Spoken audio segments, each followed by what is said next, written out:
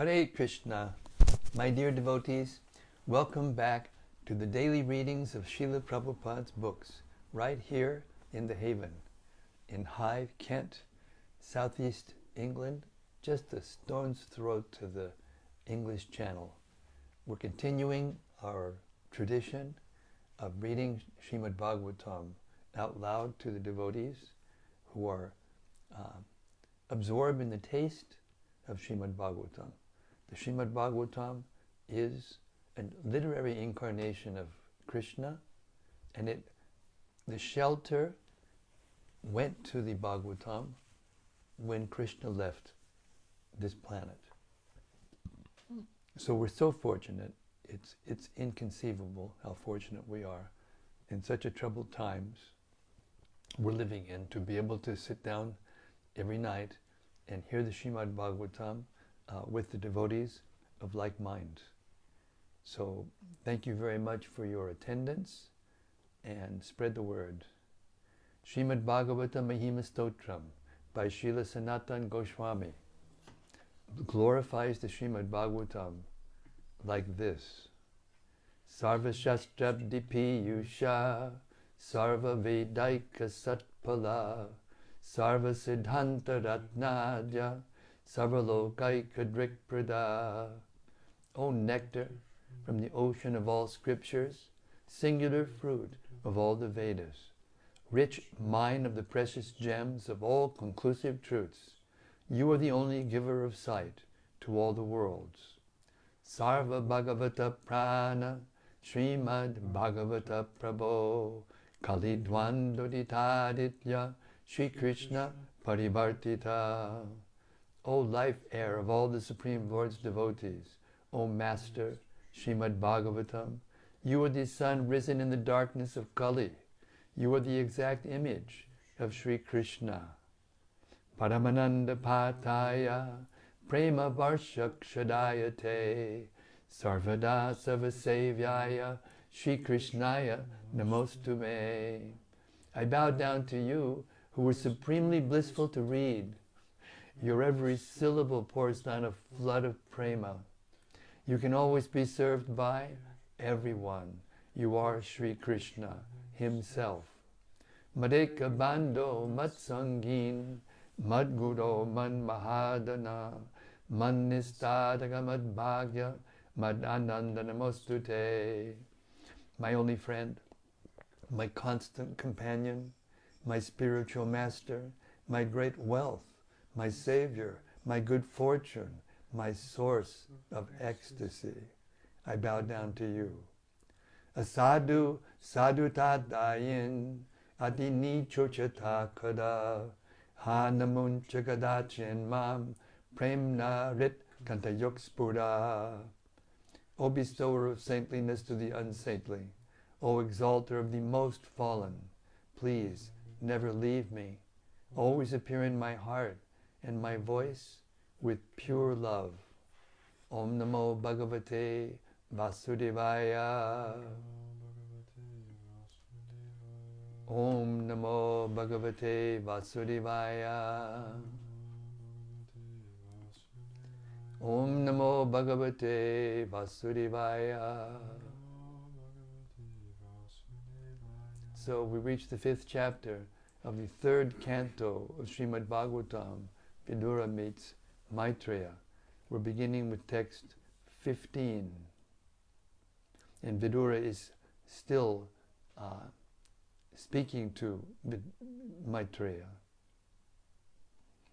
O Maitreya, O friend of the distressed, the glories of the Supreme Lord can alone do good for people all over the world. Therefore, just as bees collect honey from flowers, kindly describe the essence of all topics, the topics of the Lord. Purport. There are many topics for different persons in different modes of material nature, but the essential topics are those in relationship with the Supreme Lord.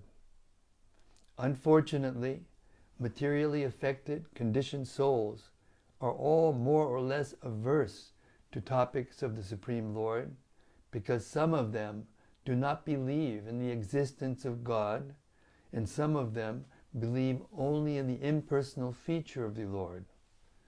In both cases, there is nothing for them to say of God. Both the non-believers and the impersonalists deny the essence of all topics. Therefore, they engage in topics of relativity in various ways, either in sense gratification or in mental speculation. For the pure devotees like Vidura, the topics of both the mundaners and the mental speculators are useless in all respects. Thus Vidura requested Maitreya to talk only of the essence, Krishna, and nothing else. Text 16.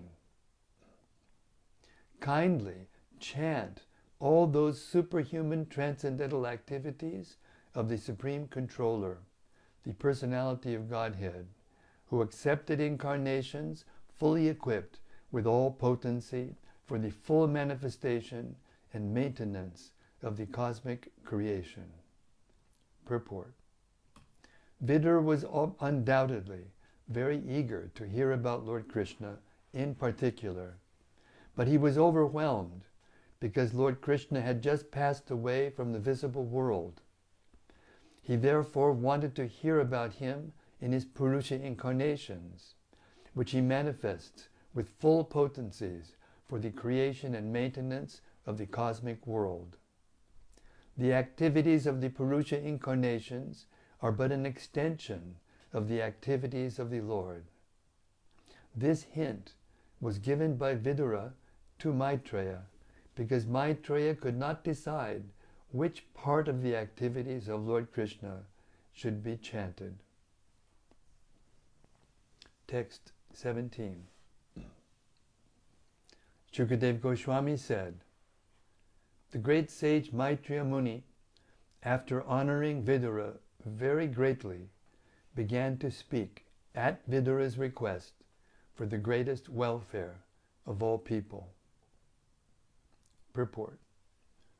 The great sage Maitreya Muni is described here as Bhagavan because he surpassed all ordinary human beings in learning and experience. Thus, his selection of the greatest welfare service for the world is considered authoritative.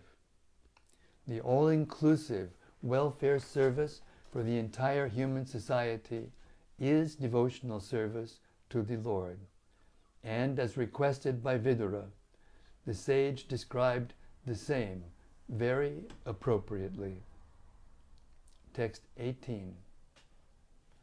Sri Maitreya said, O Vidura, all glory unto you.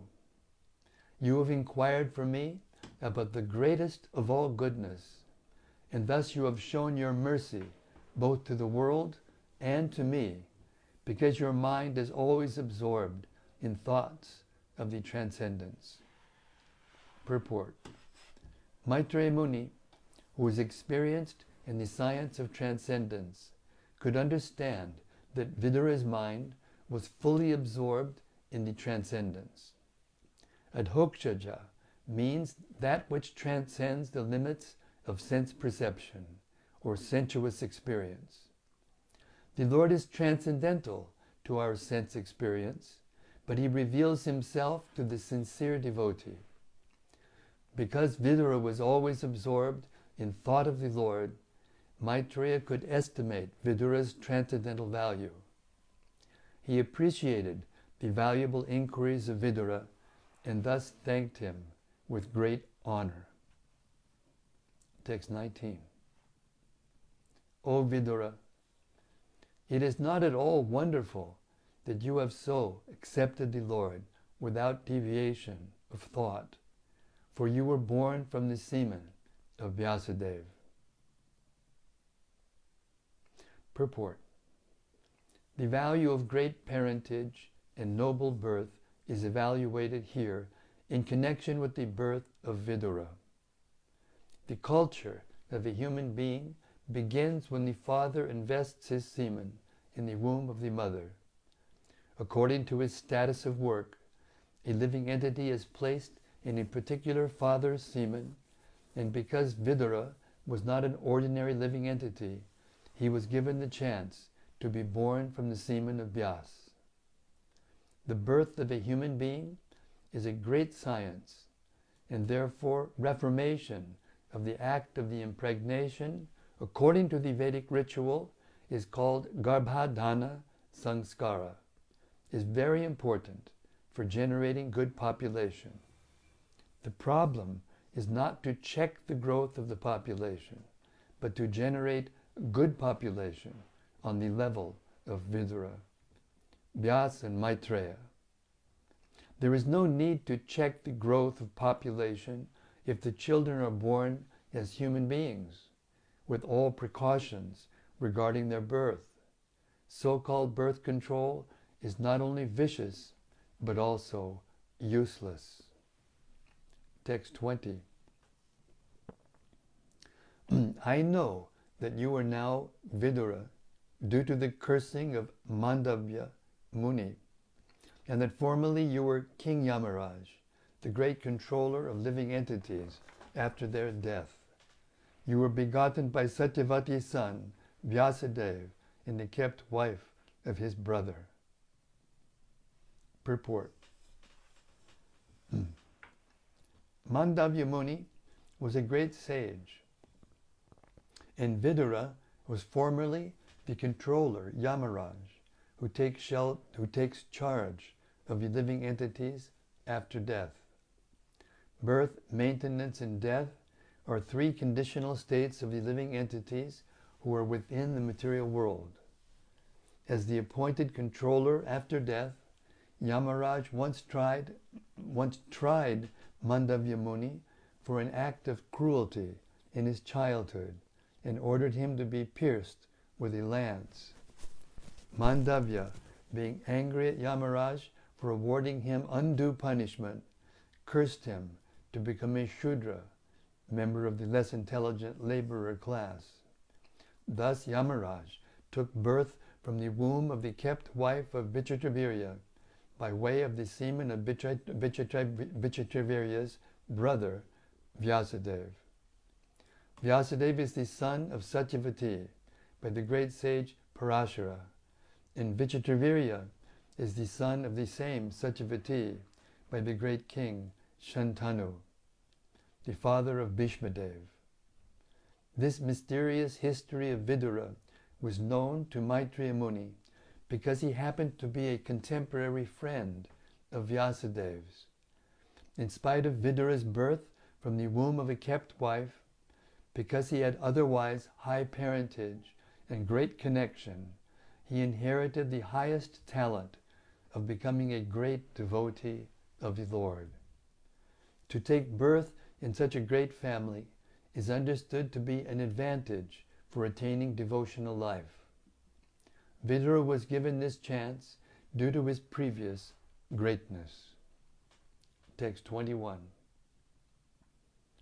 Your good self is one of the eternal associates of the Supreme Personality of Godhead, for whose sake the Lord, while going back to his abode, left instructions with me. Purport. Yamaraj, the great controller of life after death, decides the living entities' destinies in their next lives. He is surely among the most confidential representatives of the Lord. Such confidential posts are offered to great devotees of the Lord who are as good as his eternal associates in the spiritual sky. And because Vidura happened to be among them, the Lord, while returning to Vaikuntha, left instructions for Vidura with Maitreya Muni. Generally, the eternal associates of the Lord in the spiritual sky do not come to the material world. Sometimes they come, however, by the order of the Lord, not to hold any administrative post, but to associate with the Lord in person, or to propagate the message of God in human society. Such empowered representatives are called Shakyavesha avatars, or incarnations invested with transcendental power of eternity. Text 22.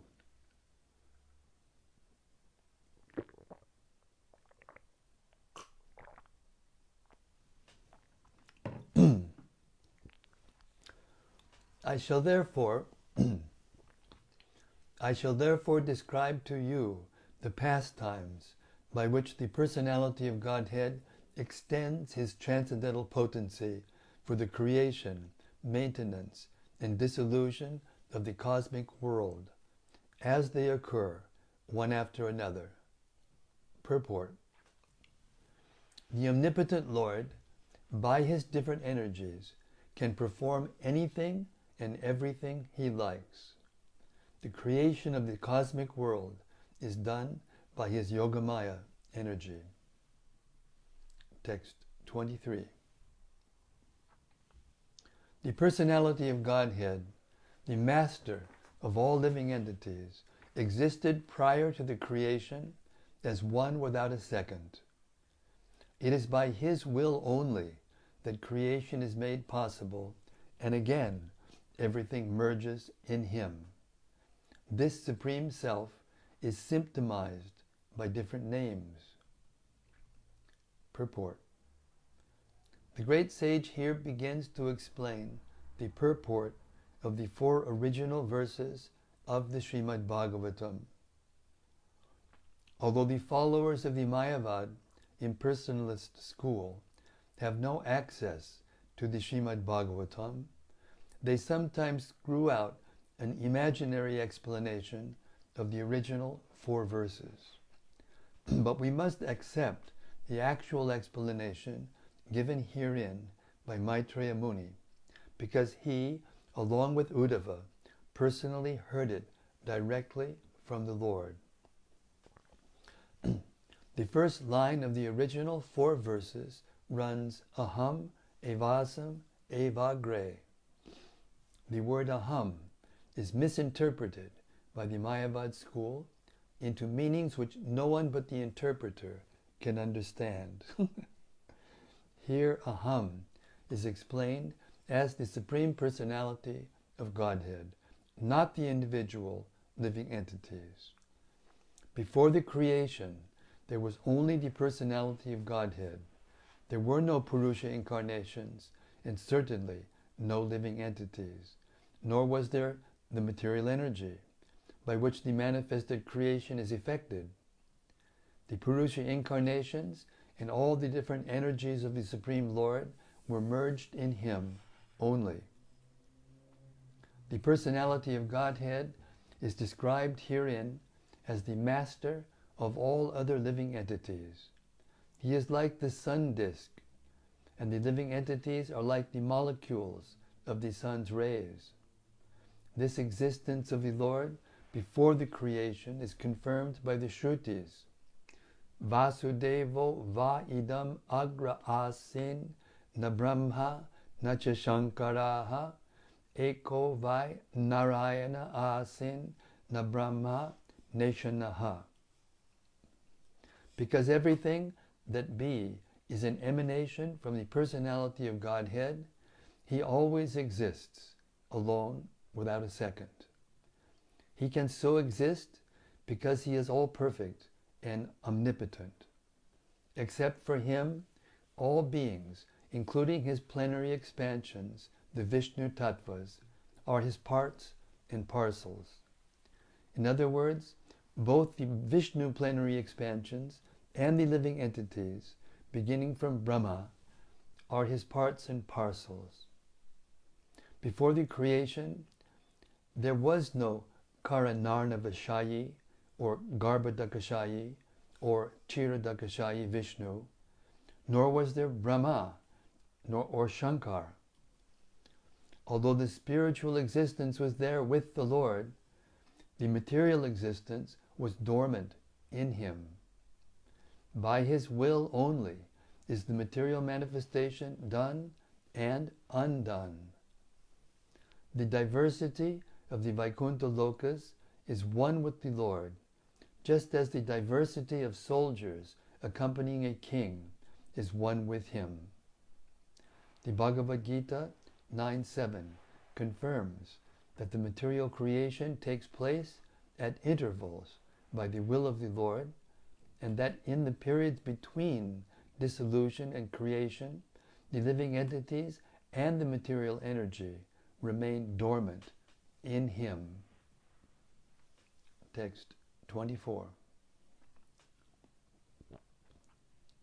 The Lord, the indisputed proprietor of everything, was the only seer. The cosmic manifestation was not present at that time, and thus he felt imperfect without his plenary and separated parts and parcels. The material energy was dormant, whereas the internal potency was manifested. Purport.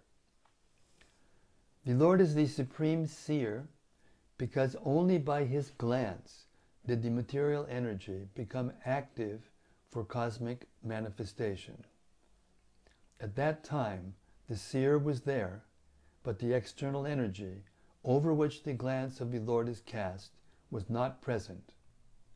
He felt somewhat insufficient, like a husband feeling lonely in the absence of his wife.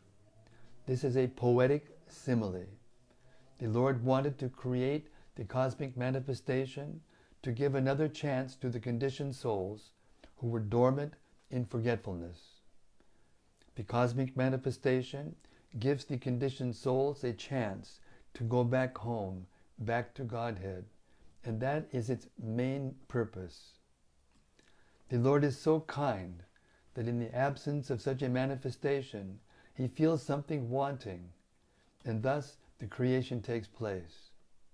Although the creation of the internal potency was manifested, the other potency appeared to be sleeping, and the Lord wanted to awaken her to activity, just as a husband wants to awaken his wife from the sleeping state for enjoyment. It is the compassion of the Lord for the sleeping energy that He wants to see her awaken for enjoyment like the other wives who are awake. The whole process is to enliven the sleeping conditioned souls to the real life of spiritual consciousness, so that they may thus become as perfect as the ever-liberated souls in the Vaikuntha Lokas. Since the Lord is Satchit Ananda Vigraha, He likes every part and parcel of His different potencies to take part in the blissful rasa, because participation with the Lord in His eternal rasa lila is the highest living condition, perfect in spiritual bliss and eternal knowledge. Text 25. Sa-va. The Lord is the seer, and the external energy, which is seen, works as both cause and effect in the cosmic manifestation. O greatly fortunate Vidura, this external energy is known as Maya, or illusion, and through her energy agency only is the entire material manifestation made possible. Purport. The material nature, known as Maya, is both the material and efficient cause of the cosmos. But in the background, the Lord is the consciousness for all activities. As in the individual body, the consciousness is the source of all energies of the body, so the supreme consciousness of the Lord is the source of all energies in the material nature. This is confirmed in the Bhagavad Gita 9:10 as follows: Maya jakshena prakriti suyate sacharacharam hetunan inukonteya jagad viparivartate. Throughout all the energies of material nature, there is the hand of the Supreme Lord as the final superintendent. Due to this supreme cause only, the activities of material nature appear planned and systematic, and all thing regularly evolve. All things. That's a mistake. Hare Krishna. 25, remind me.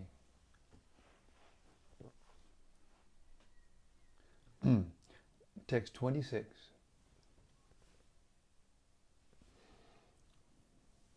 The Supreme Living Being, in his feature as the Transcendental Purusha Incarnation, who is the Lord's plenary expansion, impregnates the material nature of three modes, and thus, by the influence of eternal time, the living entities appear. Purport. The offspring of any living being is born after the father impregnates the mother with semen, and the living entity floating in the semen of the father takes the shape of the mother's form. Similarly, mother material nature cannot produce any living entity from her material elements unless and until she is impregnated with living entities by the Lord himself. That is the mystery of the generation of the living entities.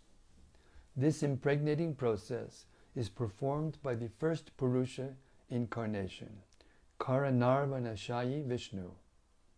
Simply by his glance over material nature, the whole matter is accomplished.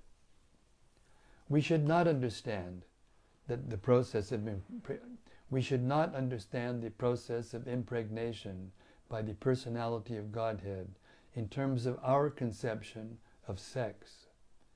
The omnipotent Lord can impregnate just by his eyes, and therefore he is called all-potent.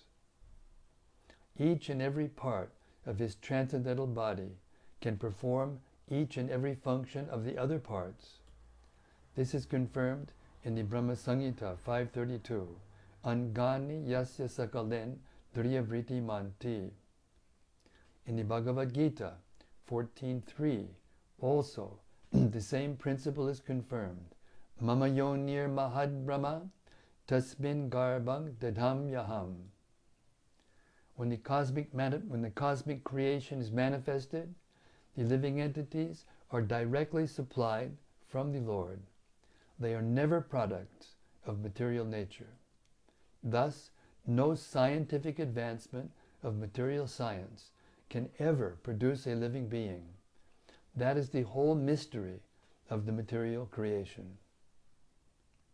The living entities are foreign to matter, and thus they cannot be happy unless they are situated in the same spiritual life as the Lord. The mistaken living being, out of forgetfulness of this original condition of life, unnecessarily wastes time trying to become happy in the material world. The whole Vedic process is to remind one of this essential feature of life. The Lord offers the conditioned soul a material body for his so-called enjoyment, but if one does not come to his senses and enter into spiritual consciousness, the Lord again puts him in the unmanifested condition as it existed in the beginning of the creation. The Lord is described here as Viryavan, or the greatest potent being, because he impregnates material nature with innumerable living entities who are conditioned from time immemorial.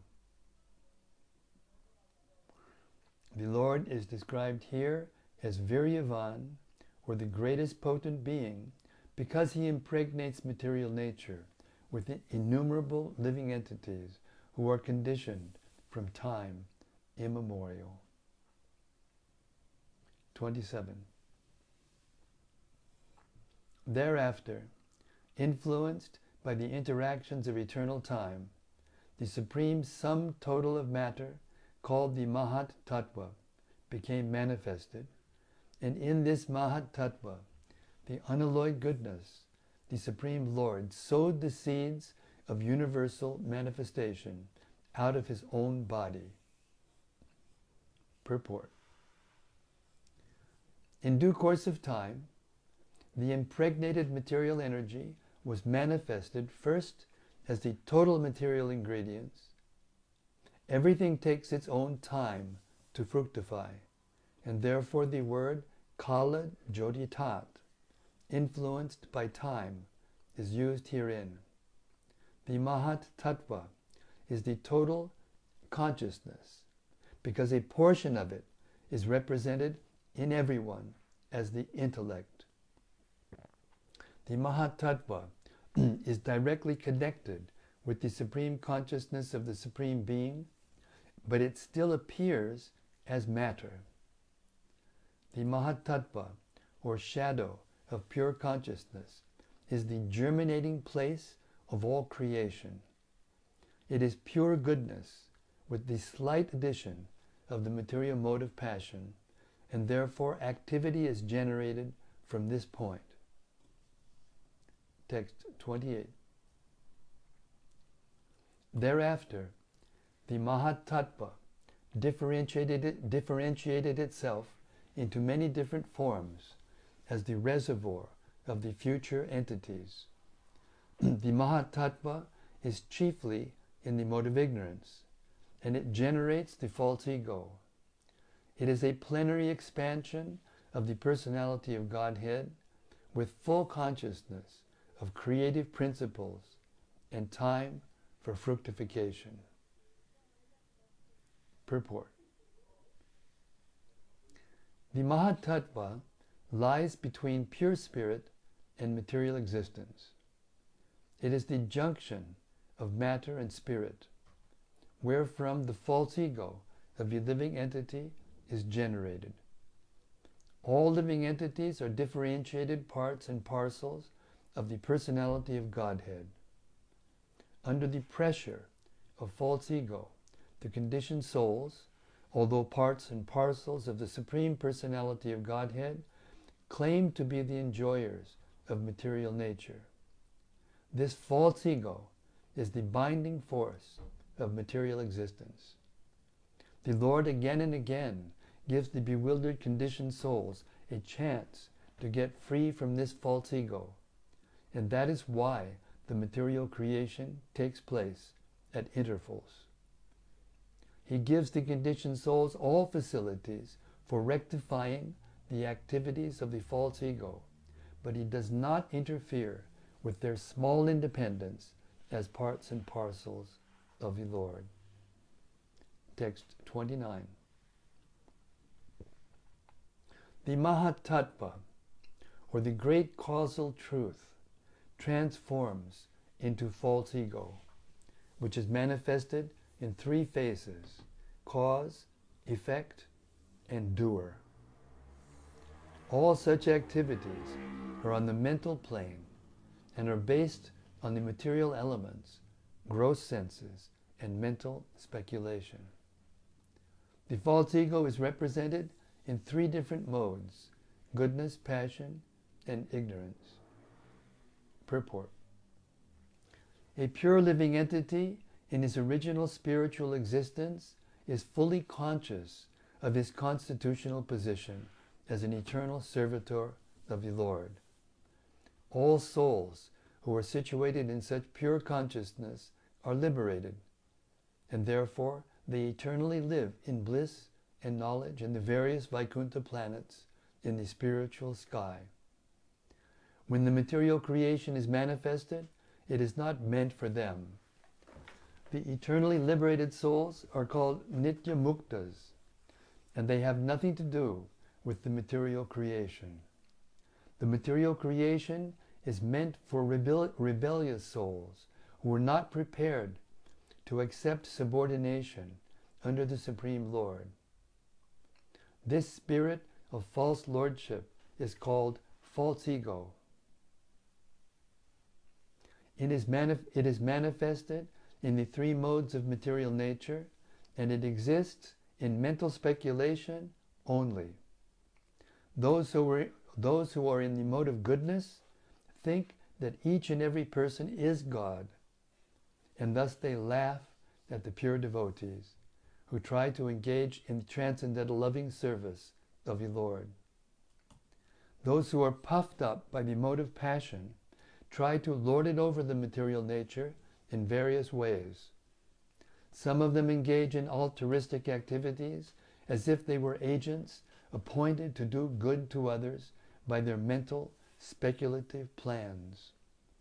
Such men accept the standard ways of mundane altruism, but their plans are made on the basis of false ego. This false ego extends to the limit of becoming one with the Lord. The last class of egoistic conditioned souls, those in the mode of ignorance, are misguided by identification of the gross body with the self. Thus, all their activities are centered around the body only. All these persons are given the chance to play with false egoistic ideas, but at the same time, the Lord is kind enough to give them a chance to take help from scriptures like Bhagavad Gita and Śrīmad-Bhāgavatam, so that they may understand the science of Krishna and thus make their lives successful. The entire material creation, therefore, is meant for the falsely egoistic living entities hovering on the mental plane under different illusions in the modes of material nature. Text 30. The false ego is transformed into mind by interaction with the mode of goodness. All the demigods who control the phenomenal world are also products of the same principle, namely the interaction of false ego and the mode of goodness. Purport. False ego interacting with the different modes of material nature is the source of all materials in the phenomenal world. Text 31. The senses are certainly products of the mode of passion in false ego, and therefore philosophical speculative knowledge and fruitive activities are predominantly products of the mode of passion. Purport. The chief function of the false ego is godlessness. When a person forgets his constitutional position as an eternally subordinate part and parcel of the Supreme Personality of Godhead and wants to be happy independently, he functions mainly in two ways. He first attempts to act fruitively for personal gain or sense gratification, and after attempting such fruitive activities for a considerable time, when he is frustrated, he becomes a philosophical speculator and thinks himself to be on the same level as God. This false idea of becoming one with the Lord is the last snare of the illusory energy, which traps a living entity into the bondage of forgetfulness under the spell of false ego. The best means of liberation from the clutches of false ego is to give up the habit of philosophical speculation regarding the absolute truth. One should know definitely that the absolute truth is never realized by philosophical speculations of the imperfect, egoistic person. The absolute truth, or the Supreme Personality of Godhead, is realized by hearing about Him in all submission and love from a bona fide authority, one who is a representative of the 12 great authorities mentioned in the Śrīmad-Bhāgavatam 7-20. By such an attempt only can one conquer the illusory energy of the Lord, although for others she is unsurpassable, as confirmed in the Bhagavad Gita 7:14. So now we're going to get into the differentiations of the different energies of the Lord and the different bodily parts of the conditioned living entities. And we'll start tomorrow at text 32. And we'll end our reading for tonight. This section of the Bhagavatam, from now until quite some chapters, is an explicit and detailed explanation of the creation of the universe.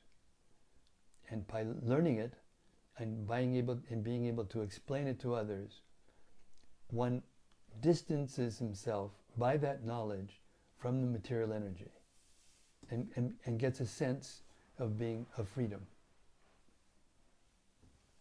Hare Krishna.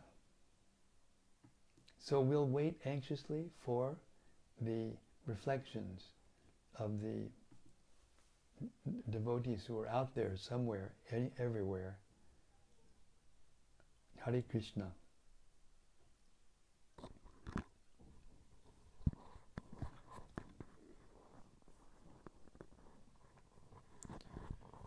First is from Gopakanya Devi Dasi. Hare Krishna Gopakanya Devi Dasi. Haribo. Hare Krishna, dear Maharaj, and all assembled sages, all glories to Srila Prabhupada. Jai Ho Maharaj. Jai, all glories to the assembled sages, and all glories to the Śrīmad-Bhāgavatam, and to Srila Prabhupada for bringing it to us, to the Western world. Hare Krishna. Sudevi Dasi says Hare Krishna. Hare Krishna Sudevi Dasi. Haribo, Haribo. And from Bhakta Christopher. Yes, Bhakta Christopher. Hare Krishna Guru Maharaj, please accept my humble obeisances. All glories to Srila Prabhupada. Jai, all glories to His divine grace. If you put all these glorifications together, there's something. Hare Krishna.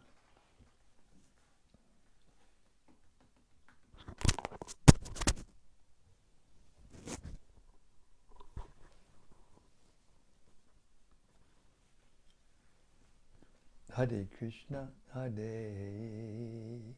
Krishna. Srila Prabhupada used to say that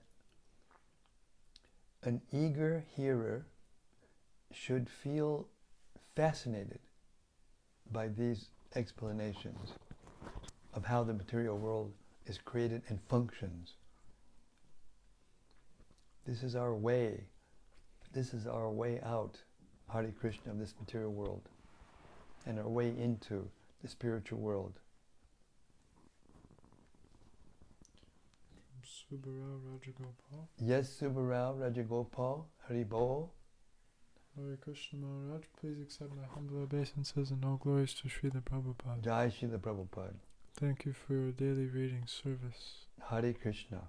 Mahat Tattva and false ego concepts are a little too technical for my tiny brain.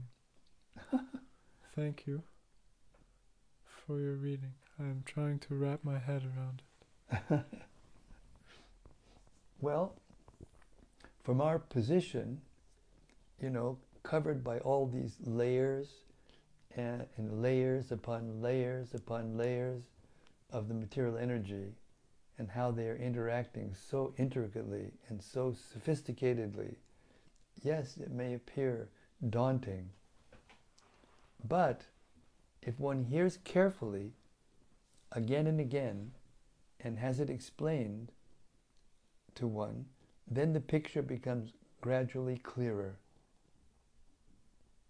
Yeah. So all I can say is to please continue to hear these descriptions of the creation. There's a reason why it's here in the beginning part of the Bhagavatam. We need to hear and understand them before we can actually go on and hear the pastimes of the Lord without making the mistake of thinking that He's an ordinary human being. And this is not just an idle threat. It's a fact, that in India, because everyone knows about Krishna in India, it's so common now for people to think that Krishna was just a human being. So this is the difference, to understand how the Lord is actually interacting and from a distance creating the material world, setting the whole thing into motion, and by His will kind of engineering the whole thing. It's an incredible feat. But as Gopi Purāṇa Prabhu sometimes says, it's the least important thing he does. The spiritual world is so much greater and so much more wonderful in every way. So just when we look at the world, if we actually understand how it is a reflection of the spiritual world and how the wonders of this material world are just like a shadow, like an image of the reality, we should want to go to the reality. And this is our passport, to take the trouble, to try to understand this profound knowledge, step by step, clearly, succinctly. Hare Krishna. This is pure devotional service. Hare Krishna.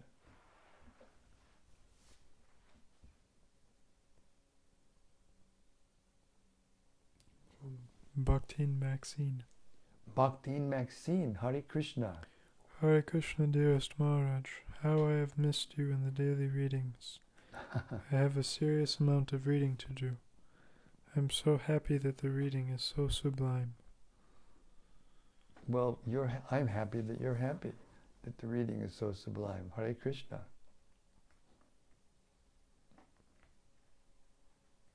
And from Anandamurti Devidasi. Yes, Anandamurti. Hare Krishna, dear Guru Maharaj, and all assembled devotees. Please accept my humble obeisances. All glories to Srila Prabhupada. Thank you so much for today's reading. Today we heard about the material creation of the Lord, and this material world is made for us to get out from the conception of false ego. Just today I am going to have Bhagavad Gita class about chapter 14. So I was reading about Mahatattva, so it became more clear for me why and how it is happening. Yes, and that's the point. Keep hearing, keep trying to understand, and keep explaining it. And gradually, the picture will become clearer and clearer. And finally, it will become clear. And then you will want to do nothing but go back to the spiritual world and take as many conditioned souls along with you as possible, which you're already doing, Anandamurti. I know you are. Hare Krishna.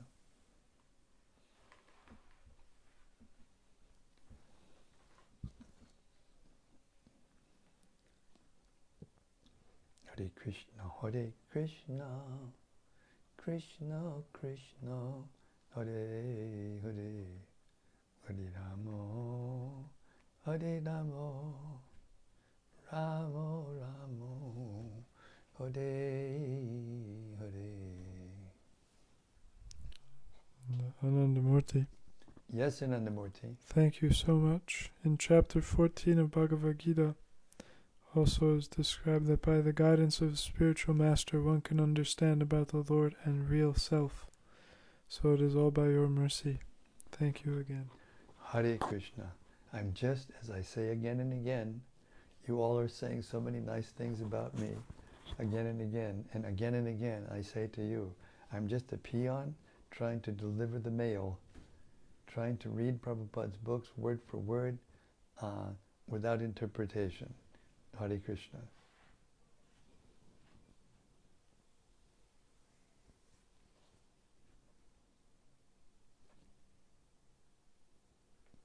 That much credit I'll take.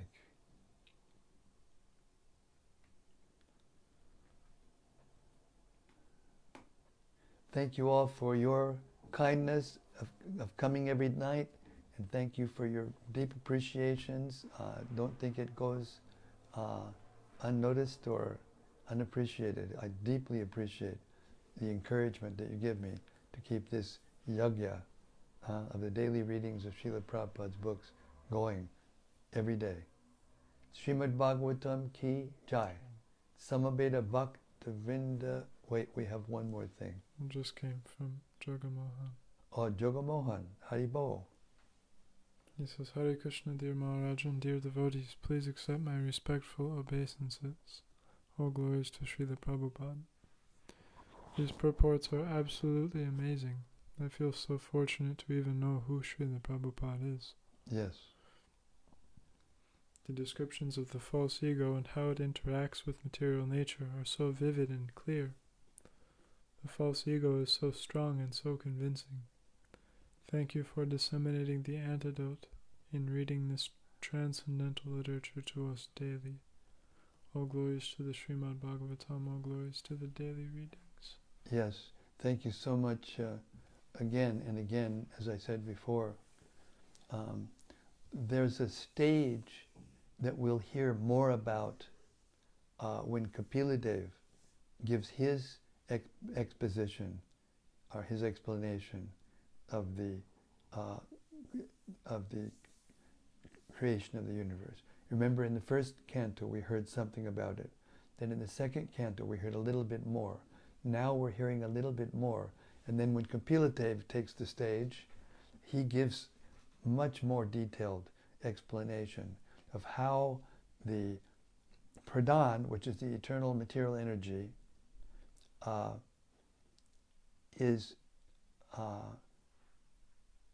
transformed into the Mahat-tattva by the glance of the Lord, from which not only the living entities come, but time also, and the shells of the universe, or it's called sometimes the seeds of the universe, or the yes. And all of these energies come out from the glance, from the breathing, and from the hair holes of the Supreme Lord, all simultaneously. And that's how the Pradhan, the undifferentiated material energy, is transformed into the Mahat-tattva. And from the Mahat-tattva, by the interaction of the time and the living entities, who are conscious, the material energy begins to transform. And now we're going to hear, starting tomorrow, about the different transformations. Hare Krishna. From Rati Manjari. Oh, Rati, Haribo, I wondered where you were. She says, Jai Guru Maharaj, better late than never. I will hear the whole reading later. Hare Krishna. Nice to know you're there. Thank you so much. Śrīmad-Bhāgavatam ki jai. Samaveda Bhakta Brinda ki jai. Gaur Premanandi Hari Hari Bol. See you tomorrow night. Same time, same place, same topic. The gradual development of the material world, where we are all situated right now. See you tomorrow.